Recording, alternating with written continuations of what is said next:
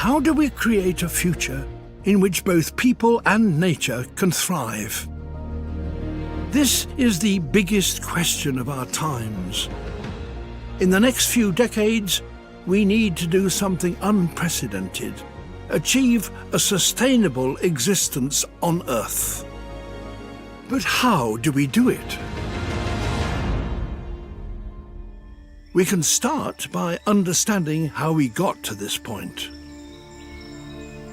20,000 years ago, humankind consisted of less than 1 million hunter-gatherers across the globe.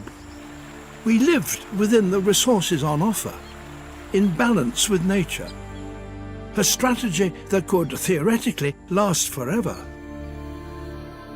But it wasn't an easy life. Nature determined our survival. We used our unique minds to challenge that reality. We learnt how to tame the wild, get more from the environment. Our population boomed, as did our demands. Every time a new problem arose, we solved it, altering Earth's entire surface in the process. And now we have changed the world so profoundly, scientists have decided that Earth has entered a new phase of its existence. Welcome to the Anthropocene, the age of humans. The tables have turned. We now determine nature's survival. The planet is ours.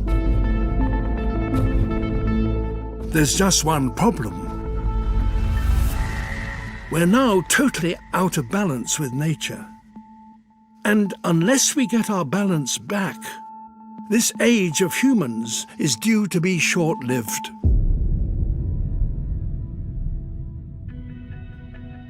So how do we deal with this problem? When you boil it down, there is one underlying big issue. Our planet is becoming less wild. Our species has cleared 3 trillion trees, cultivated half its fertile land, and now fishes across most of the ocean. In the last 50 years, the populations of wild animals have reduced by 60%. We've replaced them with ourselves and our domesticated animals and plants. Today, we and the animals we raise account for 96% of the mass of mammals and 70% of the birds on Earth. There's very little wild left. This biodiversity loss is not just a tragedy, it's the single biggest problem we face. Without biodiversity, the world as we know it doesn't work. Our planet needs its wild spaces. Every one is a component in the global machine. Only if they are all healthy can the planet run smoothly. A less wild world is less able to provide for our needs, less able to maintain dependable weather and seasons, less able to absorb our impact. Biodiversity equals stability, and stability is what we need most of all. Can we turn this situation around?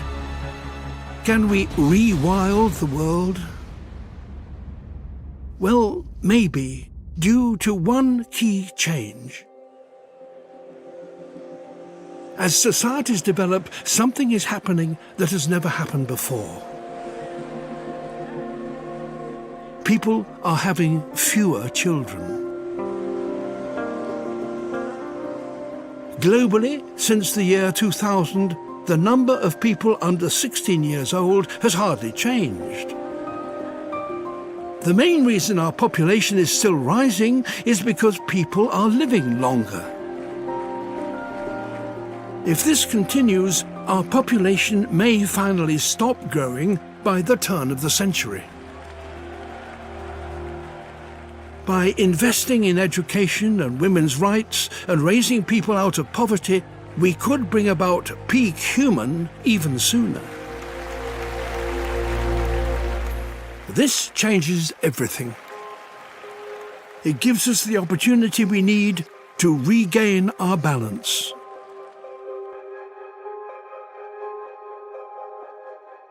The plan for our planet is remarkably simple. Reduce our impact by making sure that everything we do, we can do forever.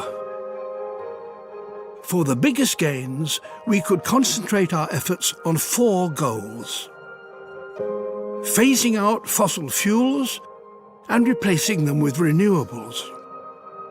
This will not only slow the warming of the planet and the acidification of the ocean, but it will lead to clean air for all of us.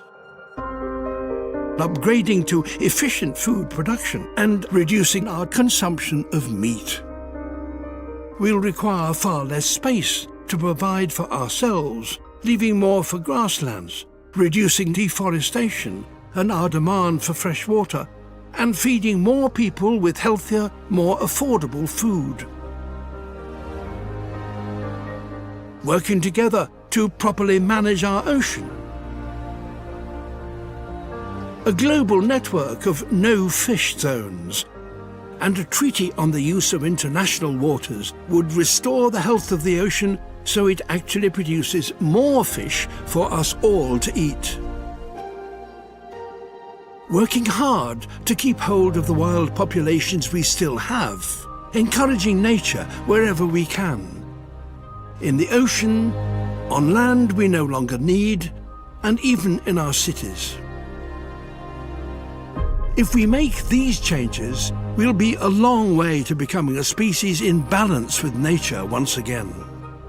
We will have taken a remarkable journey, from 1 million people struggling to survive, to several billion living long, healthy lives on a stable planet, able to provide for all our needs. Only at that point will the Anthropocene, the age of humans, be truly underway. At that point, we will be proud to call it our planet. How do we create a future in which both people and nature can thrive? We open our eyes to this moment in history. Think on a planetary scale. Embrace the challenge we face. And do something we humans are very good at. Change the world.